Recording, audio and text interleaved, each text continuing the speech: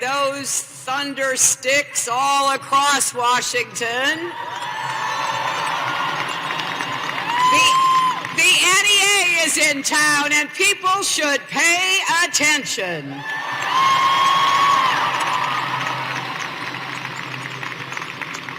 I want to thank your president. Lily, you are a wonderful leader.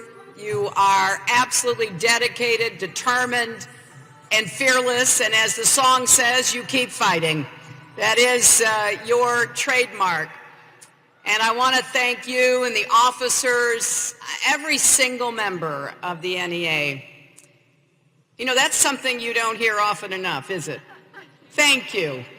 Thank you. Thank you so much.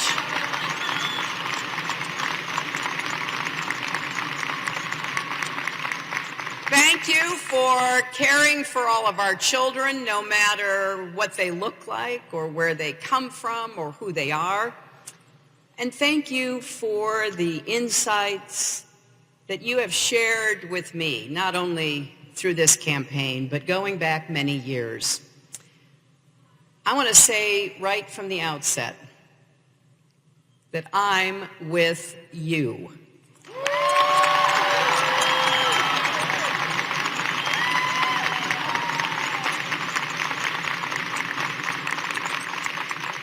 And I can't be too presumptuous, but if I am fortunate enough to be elected president, educators will have a partner in the White House and you'll always have a seat at the table.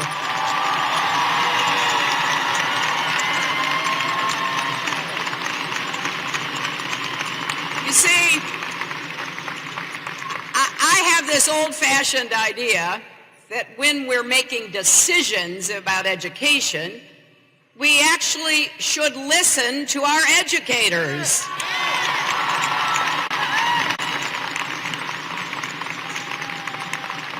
And I can tell you it meant so much to me that you had my back during the primary. I would go to events across our country and I'd see your T-shirts, I'd see your signs.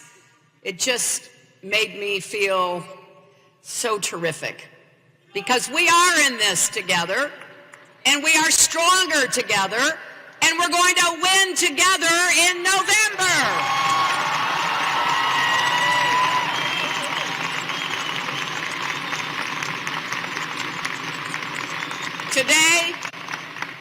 Today I am asking for your support in the general election. I'm asking you to campaign with me, campaign for me, campaign for us, for our future. Because like you, I get up every day and ask, what can we do that will make it better for America's kids? It is a disgrace that in this country we have children who are hungry, children who are living in the worst kinds of poverty, children who are not being given the same chance to fulfill their own potential that we want for all kids. I am committed to making sure every child in this country receives a world-class education with good schools and good teachers, no matter what zip code they live in.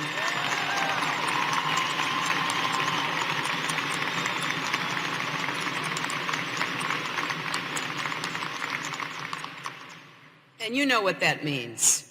That means supporting parents to be their child's first teachers, something you all have talked to me about a lot. Expanding access to quality, high-quality child care and universal preschool for every child.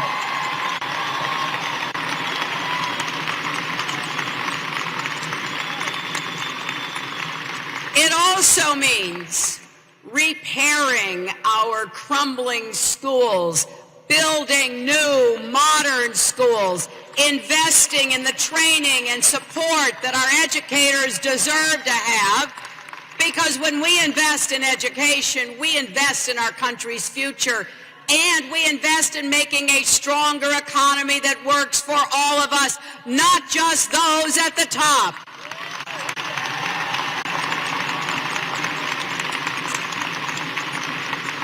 And I know to make good on this commitment, we need to focus on reaching new heights, not rehashing old arguments. It is time to stop focusing only on, quote, failing schools. Let's focus on all our great schools, too. Let's replicate their success everywhere across America.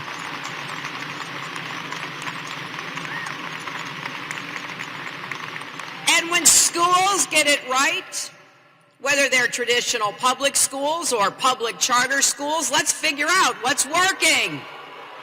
No, let's figure out what's working and share it with schools across America. We can do that. We've got no time for all these education wars where people on the outside try to foist for-profit schools on our kids. We will never stand for that. That is not acceptable.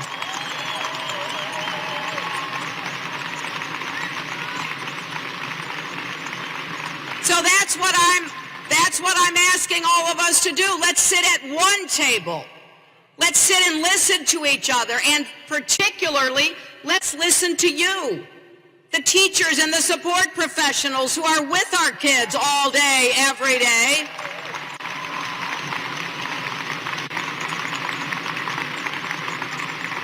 And rather than starting from ideology, let's start from what's best for our kids. Now, some of you know these issues are not new to me. My first job out of law school was working for the Children's Defense Fund. I went door to door in New Bedford, Massachusetts. I was there to try to figure out why so many kids were not in school. We looked at census data and we looked at school enrollment, and there was a big gap. Well, what did we find? We found children with disabilities who desperately wanted to go to school, but they couldn't. Either because their local schools were unequipped and unwilling to give them the support they needed, or because their families couldn't afford something so basic that would open up the world to them, like a wheelchair or a hearing aid. So we collected information from across the country, and we presented our findings. Those were the days when you actually could present facts to the Congress and they would pay attention to you.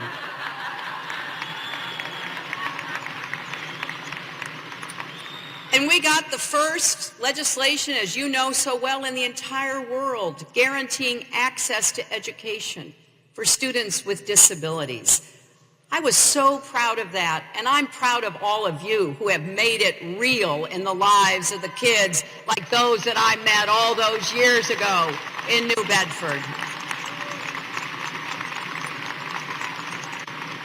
And then years later, when my husband was governor of Arkansas, a national expert said the schools there were among the worst in the country. Well, we didn't like hearing that, did we? So Bill asked me to head up a committee charged with trying to make some differences. We held hearings in every county and came up with a plan.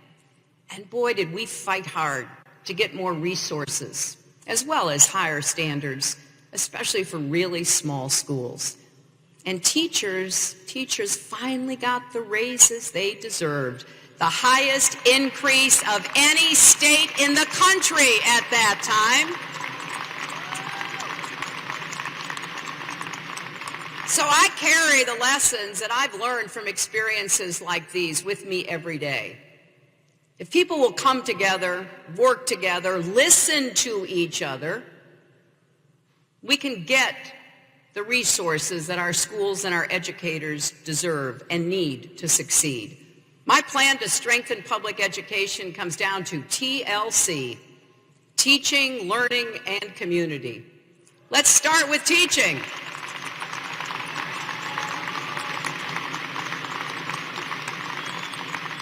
I I know what you see every day. America's asking more of our educators than ever before.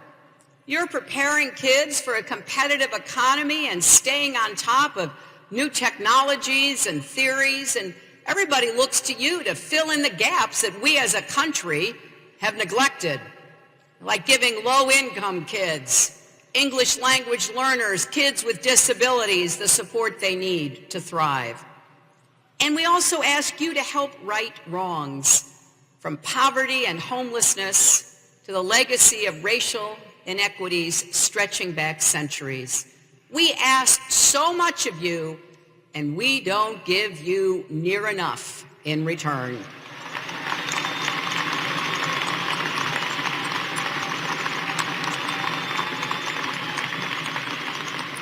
As president, I'll launch a national campaign to modernize and elevate the profession of teaching. I want all educators at every stage of your careers to know that they'll be able to keep learning, improving, innovating. And that goes for administrators, too.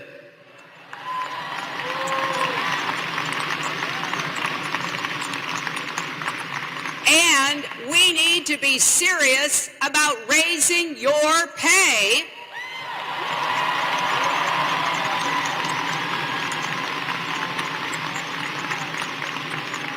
because teachers make nearly 15% less than other college graduates in America. No educator should have to take second and third jobs just to get by.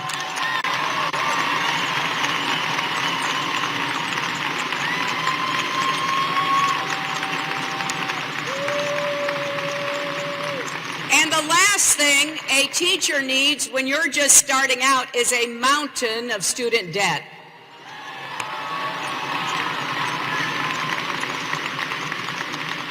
So I want everyone to be able to refinance your student loans so you never have to pay more than you can afford. And for people who go into public service, and I include teaching because it is the first and primary public service,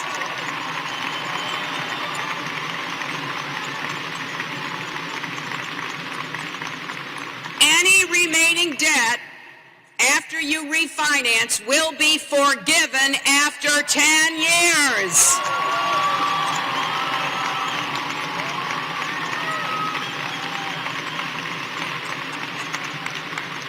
And we'll go even further for those who teach in hard-to-fill subjects, such as computer science or special education.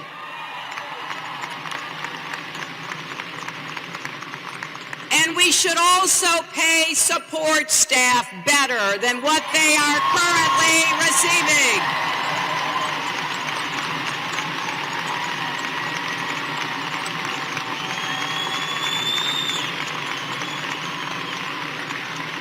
I think it is an outrage that so many of the food service staff, the bus drivers, the paraprofessionals, and education support professionals who keep our schools running and our children learning struggle themselves to provide for their own families.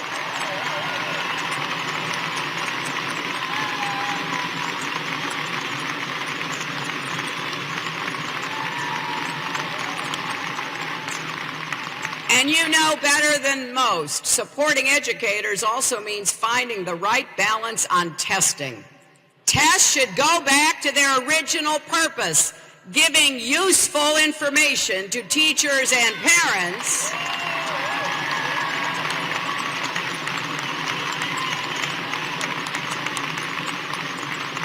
so that you know and parents know how our kids in our schools are doing, and then we can come together to help them improve. But when you're forced to teach to a test, our children miss out on some of the most valuable lessons and experiences they can gain in the classroom.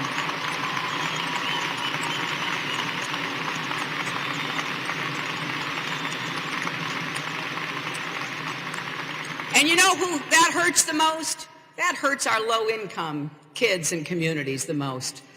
Because when I look at what's being offered in schools from district to district, and I see how extracurricular activities have been stripped out of schools serving low-income kids, but not out of schools that are better funded, that is fundamentally wrong.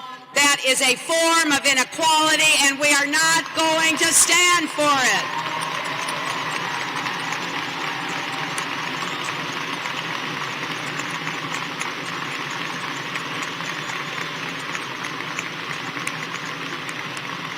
And that's why I believe supporting educators means supporting unions that help create the strongest middle class in the history of the world.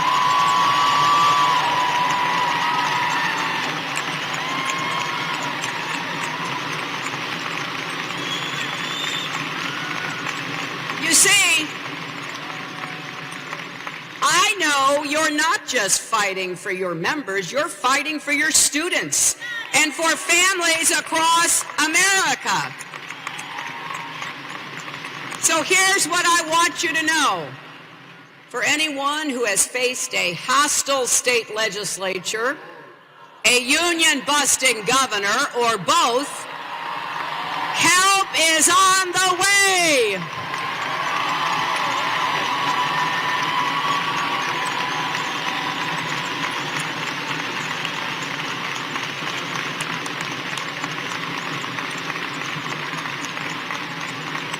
I will fight back against the attacks, and I will stand up for your right to organize and bargain collectively.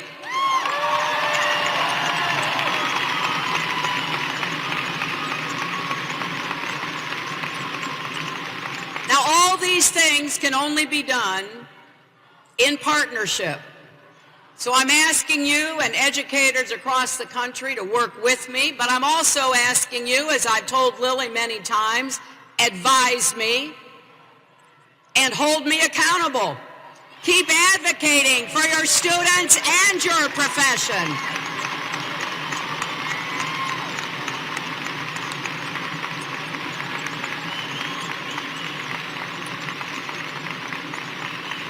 Now, the second part of TLC is learning, and we need to educate our children for the future, not the past.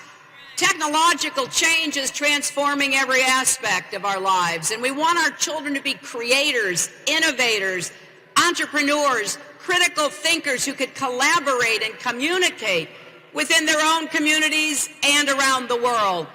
We need our students to be nimble, flexible, and brave enough to adopt and build on their skills.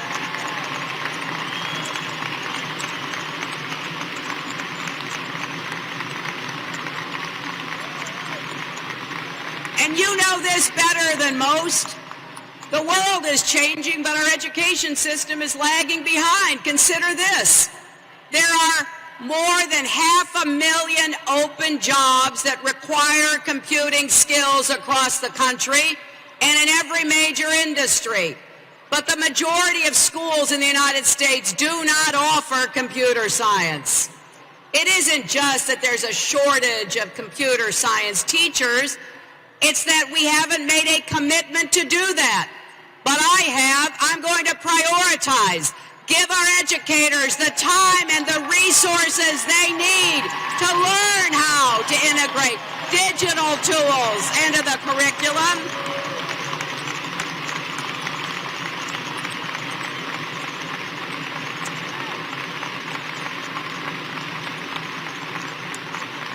And you know, on top of that, more than 70% of teachers assign homework that requires broadband access, but more than 5 million children don't have it. We need to finish the job and make sure every home in America has access to high-speed, affordable broadband connectivity.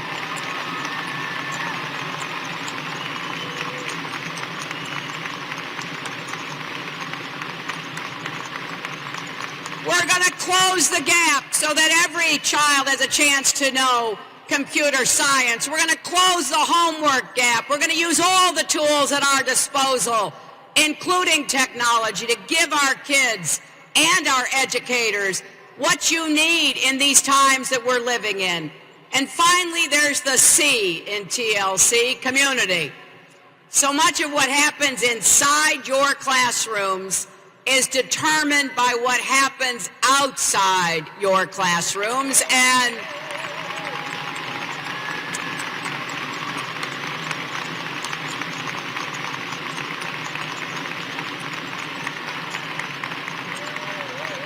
you see it every day. Too many of our public school students are living in poverty. That's on all of us. You see students coming to school hungry or exhausted from a long night at a shelter. One night in Iowa during the caucus there, a group of teachers was sitting in the front row of my event. And when it came time for questions, one of the teachers said, "What should I do? It's cold outside and I have kids coming to school with no jackets, nothing warm to put on." She said, "I'm going to go buy them something, but that's just the beginning." It is time we treated every child as our precious child and not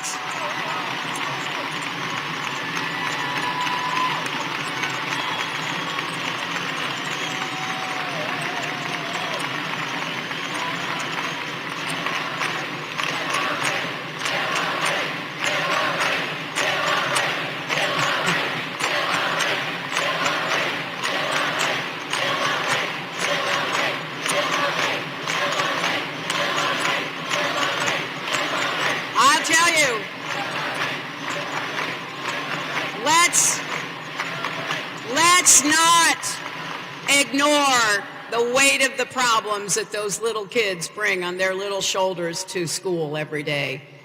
We need to tackle all the problems holding our kids back, and we need to do it together as one American community. Let's create more community schools, more partnerships between schools, social services, and nonprofit organizations to provide a range of services and opportunities for kids. You should not have to be from a well-to-do family to get good mental health services or join a soccer team or be in a play at school.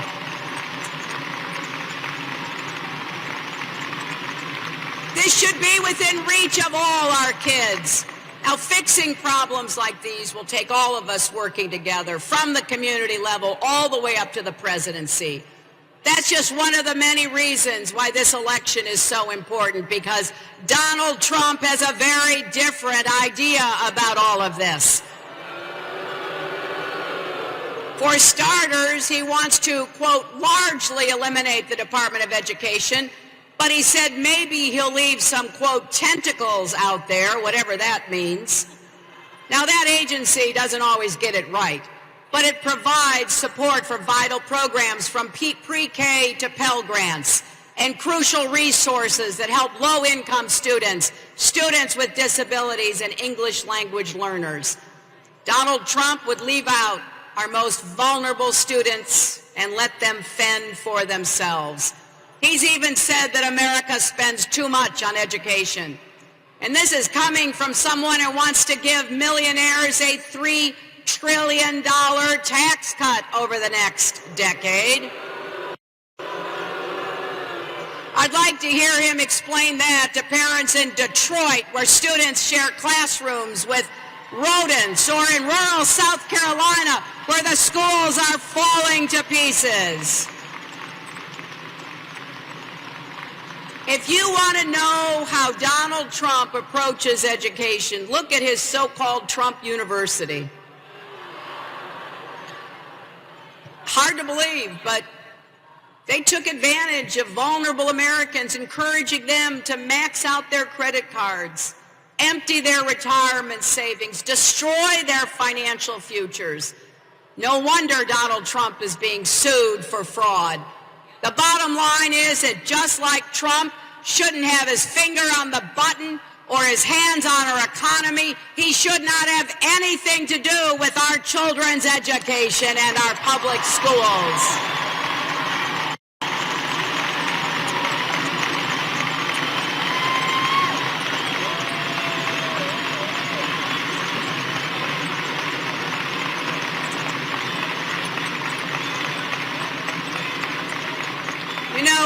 parents and educators across America are already worried about what they are calling and telling me they're calling the Trump effect.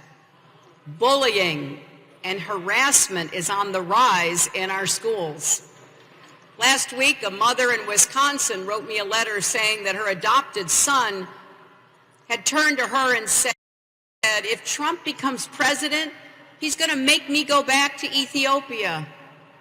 That's the kind of fear Donald Trump is creating in the heart of a 10-year-old American boy. So I wish more people thought about how Donald Trump's rants are being heard by our children. What do they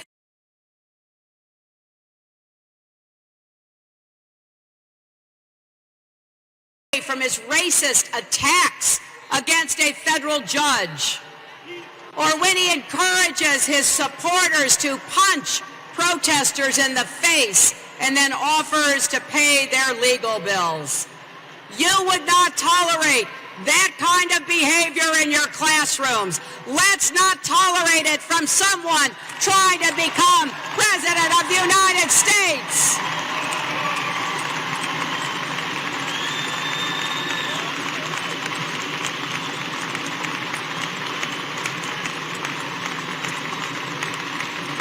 My friends, we are so much better than this. America is a big-hearted, fair-minded country. We teach our children this is one nation, under God, indivisible, with liberty and justice for all.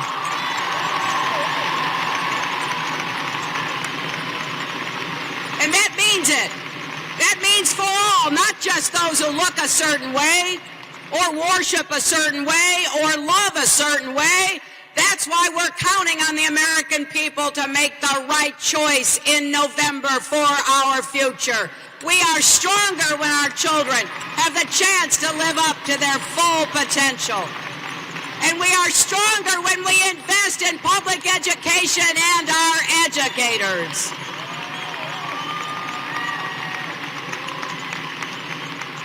I feel passionately about this because I'm the product of great public schools and great teachers.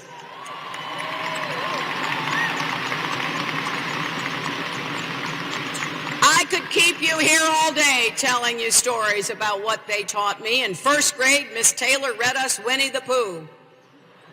In fifth grade, Mrs. Krause taught us about Sputnik and told us we had to work a lot harder on math and science. In sixth grade, Mrs. King drilled us in grammar. And in junior high and high school, my teachers challenged me. They helped me understand the world I lived in and what I might do to make a difference. That's what all of you do every day. Spark a student's love for learning. Change the course of his or her life for the better.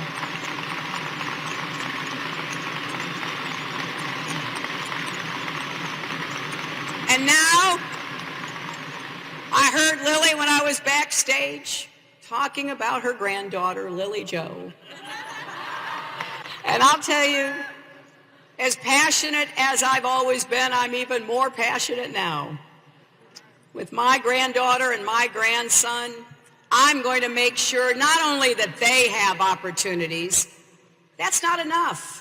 I want to make sure every child has opportunities. I want to make sure our country lives up to our promise to the next generation. I want them to feel they can go as far as their hard work and talent, and that every other child has the same chance. So let's keep going. Let's keep making our case.